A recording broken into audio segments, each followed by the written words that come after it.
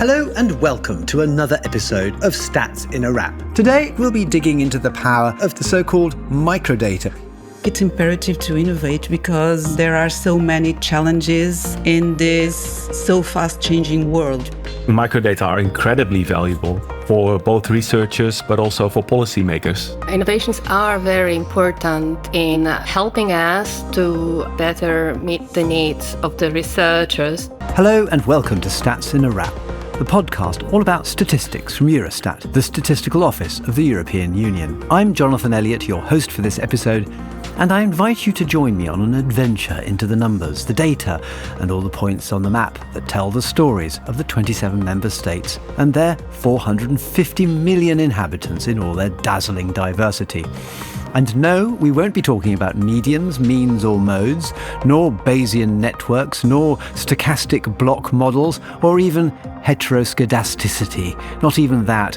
I'm sorry, this podcast is all about you and me and what the numbers tell us about the union of European countries that we live in, how they help planners to plan and governments to govern, and yes, voters to vote. You see, data is delicious, and we're here to wrap it up in our Wrap Cafe to nourish body, mind and soul.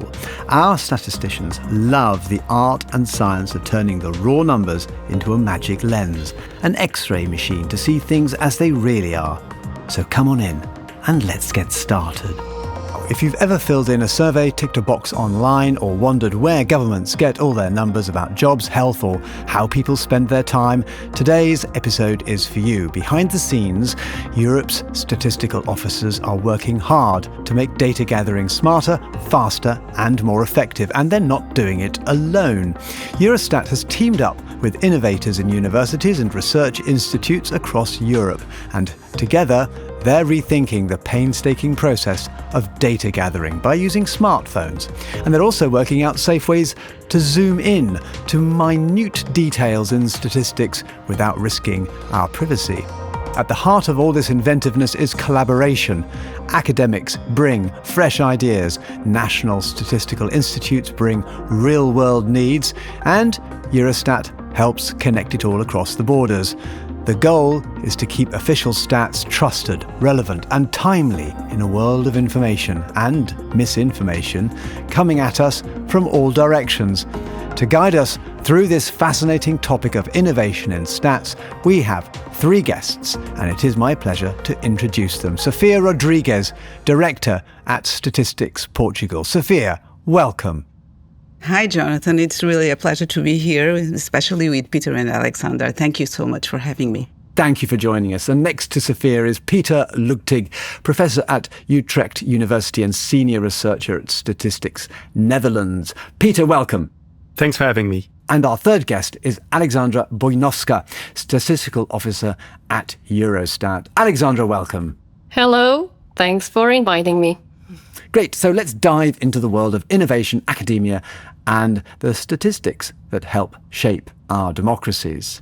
Why is innovation so vital in official statistics today? Just give us your take on innovation and its importance. Innovation, it's not really an option now. No, I think it's imperative to innovate because there are so many challenges in this so fast-changing world. We are flooded with information, with data. We have to respond to urgent needs. We see that during the COVID time, pandemic, and then in the Ukrainian war, that we need information. We need relevant information and consistent information faster and more disaggregated. We need to innovate in order to change how things are done. Peter, let me come to you now. One of your jobs is inventing new ways of conducting surveys and making sure they're highly relevant. The importance of relevance here can't be overstated either. The practice of statistics really has to keep up in a world that is constantly changing, doesn't it? You're absolutely right. I think society is changing. So if you think about the last 10 years or so, we've had ongoing digital change. And now in the past few years, a transition to AI models. This means that we may need new statistics for policymakers, but it also means that the way we collect data is changing. And this is one reason why I think we need to both continuously adapt and change and innovate. At the same time, we also want to keep the people in our surveys that are maybe not fully up to date with all the new AI models, right? So we also want to keep some of the old time series of statistics that we've been collecting for years and years. We want to keep doing that as well. So we both want to change and innovate, but we also want to keep the old. It just becomes how it is used, the information that they got from us. If it's for the purposes to improve maybe the product that they use, and it's always nice, but the downside could go that it's going to be used against you, basically, in certain areas of information. So I'm sharing my personal data now just by being here. And it has always been an issue with personal data. And we should be careful with personal data, and with modern technologies and AI tools. Things are going so fast and it's much more efficient. So you can collect much more personal data in a much shorter time, and you can do much more correlation. And we're not going to talk too much about trust in this podcast because, in a sense, every podcast we do on stats is about trust. It's so important in official statistics. But anxieties about trust often come or are accentuated when data about people gets very detailed and specific, when it's granular and zoomed in to small sets or areas. And there's a lot of innovation in this area. Alexandra, can you just explain for us how innovation, as well as giving us more detail, can also help with managing sensitive data and making it available safely, which balances privacy with usability? Innovations are very important in helping us to better and better meet the needs of the researchers, so to prepare microdata that are useful for their research, but also, on the other hand, to protect the data and to be sure that we find adequate balance between the risk of disclosure, risk of identification, and the quality of the data. There is a lot of new methods, a lot of discussion about facilities that can be used, safe facilities, allowing researchers to do their analysis according to their needs, but at the same time making sure that this data are safe and well protected.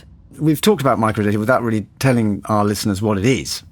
We should do that quickly before we talk any more about it. Microdata, these are sets of records where each record represents the person or household or business entity. This is a kind of a raw material for all statisticians. This is the basis for doing statistics. This is the basis also for doing research. The point is that microdata, as they represent persons, business entities, respondents in a general way, they are normally confidential. They used to be only available for statistical offices. This is relatively new, that researchers can also be granted access to this type of data under several conditions, under legal requirements and also technical requirements that we apply on this service. It's not for everyone to get access to this type of data. This is much smaller groups of numbers, more zoomed in, more detail. And as a statistician and a researcher, you're closer to the subject, but you're not actually getting raw data as it's gathered on the ground. It's still carefully processed to protect the people that the data is about. What is that process exactly? Yes, of course, the microdata the researchers receive, these are not the same microdata as the statisticians use to produce statistics. The researchers get access to the data that are anonymized. So the first thing is that never the microdata contain any, as we call them, direct identifiers, so names, addresses, anything that identifies anyone directly. I think today, when we are collecting the data, it's faster than in the past, because now we have everything online and you can make it from the whole world and not by a textbook and a letter and you have to write something down. Now you can type it in and in 5 seconds it's all over the world.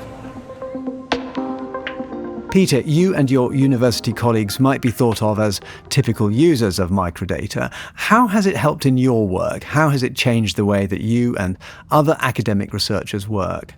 Microdata are incredibly valuable for both researchers, but also, I think, for policymakers. So if you take a general topic like understanding poverty in Europe, for example, as a general topic, there are lots of different types of studies that you can actually do with microdata. So, for example, you can look at spatial variation in poverty. So what areas are, where is more poverty? You could also look at differences in, for example, household situations. So what types of households are more likely to be poor?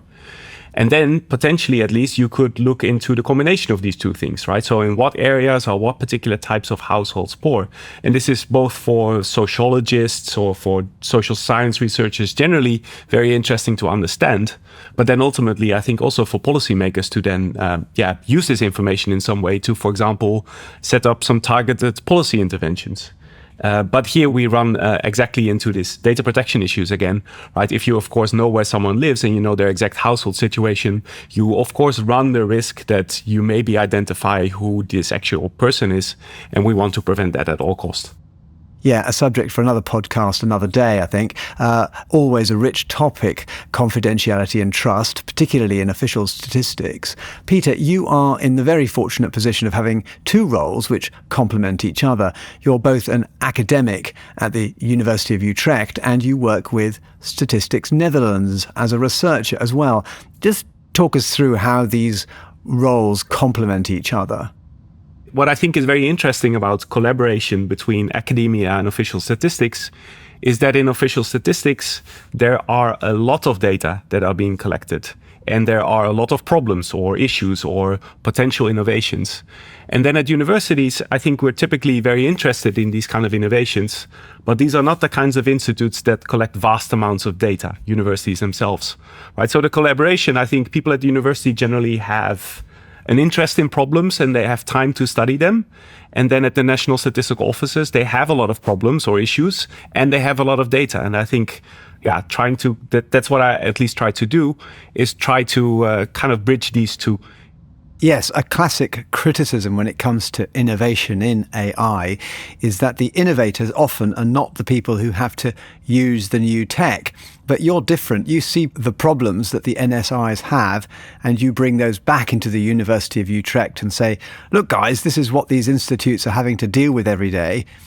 This is what the messy real world really looks like. It must be very useful to be able to see how stats are used in a national institution, for example, and then design solutions you know are going to work in practice. Yes, I mean, ideally, it's kind of like a cycle and you end up with solutions and there's new problems and new solutions. In practice, of course, it's sometimes just very complicated. So I think in official statistics, some of the problems that we nowadays have in data collection. So, for example, combining data. There's lots of data out there, but somehow we have to combine all this data and make statistics that make sense to us, to policymakers, but also are consistent over time, for example. And these are really huge challenges, I think. And there's no ready-made answer, I think, that universities have for this. The only thing that we can try to do is try to contribute to a solution. But I'm afraid we don't have a definite answer to all these problems straight away. You've talked about universities and their relationship with national statistical institutes. What about Eurostat? How does that fit into this collaboration? There's a lot of collaboration at the national level, but I think at the European level, there are definitely initiatives that help facilitate collaboration.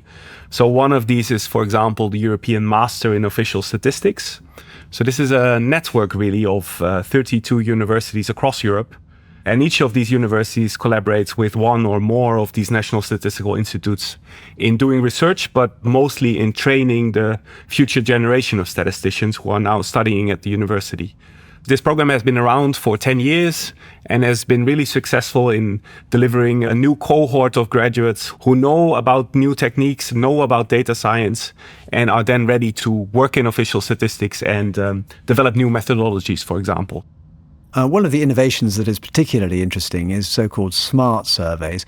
Tell us why surveys need to be modernized and how they can be made better using things like smartphones and tech. So some surveys that are conducted across Europe are done in the same way in every country, so that we get comparable statistics across European countries. Some of these surveys have always been in the form of a diary.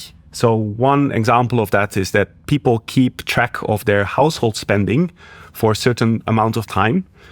So they basically write down everything that they buy in the supermarket or other stores.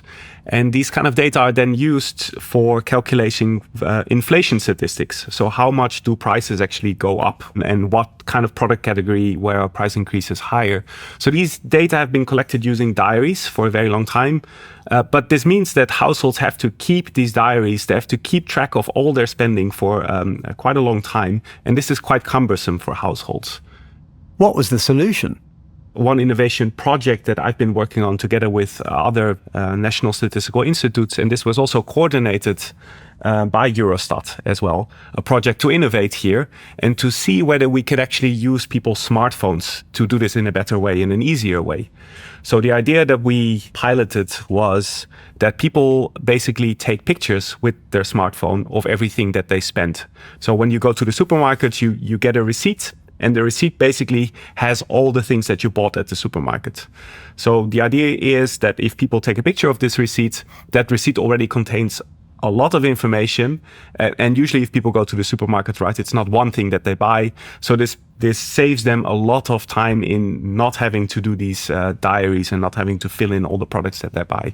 So we tested this, we piloted this, we developed software for this and infrastructure with the idea, of course, that in the future this may then be rolled out to more countries in Europe. Artificial intelligence is like a tool that can make everything like faster and more efficient than humans. But I also think the scariest thing about AI is just people using it without using their brains, not choosing AI over writing a paper for themselves and stuff like that. Also the need to modernise training and education. Sophia, how do you get your workforce ready for a world in which data science is going to be as important as literacy? It's going to be one of those fundamental functional things that nobody leaves school without. What hard skills now do you think your colleagues are having to grapple with that perhaps they didn't anticipate 10 years ago? And how are you preparing them for this new world? If we are talking about administrative data has a lot of mistakes and errors, and we have to use special techniques, machine learning techniques, in order to detect anomalies, in order to imputate missing data. For doing that, we need to train people in those kind of new ways of doing things. Data scientists are needed that understand different dimensions of the problem. So we are investing in training courses designed specifically for our offices that were performed by one of the most significant universities in Portugal. And we are talking about artificial intelligence for official statistics, in which you can use real cases. We are talking about data privacy and security as well, that was performed also by a university. And we also have, just like Peter, we have our own resident researchers that they really helped us transforming the culture and bringing expertise inside the house. Yes, I mean, that holism is critical here because you were telling me that there is a need for cross-disciplinary, interdisciplinary communication, soft skills, all sorts of things which statisticians historically have not been noted to have a reputation for.